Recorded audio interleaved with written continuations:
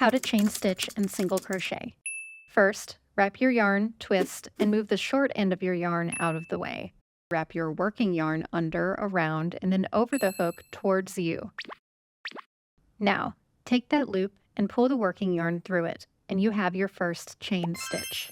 I use the index finger on my dominant hand to keep my loop in place, while my other hand holds the yarn and controls the tension while I'm working.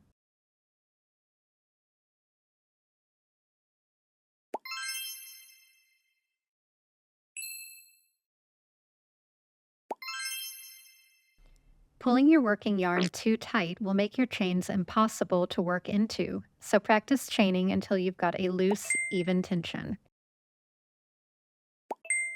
Each V in your chain counts as one stitch, not counting the loop on your hook. You're going to skip the V closest to the hook and insert the hook through the second to last chain you made. Make sure your working yarn is wrapped over your hook towards you and use the hook to pull it through the chain. Now there are 2 loops on your hook. Yarn over and pull the working yarn through both of the loops on your hook. The 7th chain in your foundation row is now that first stitch. Let's do that again.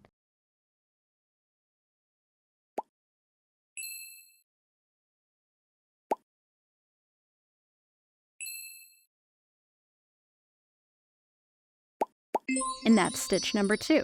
Try not to get frustrated if it takes your hands and brain a while to catch up to each other. When you get to the very first chain you made, that's where you'll work the last single crochet in your row, just like you did all the ones before. Before you start your next row, you'll need to turn your work. Now, we're looking at the back of the stitches we just made. You can count them by looking at how many V's are on the top edge of your fabric. To begin row number 2, insert your hook underneath that first V in between the last 2 stitches from the previous row. Pull your working yarn through the fabric, yarn over, and pull through 2. Just make sure you don't miss the last stitch in your row, and that's it.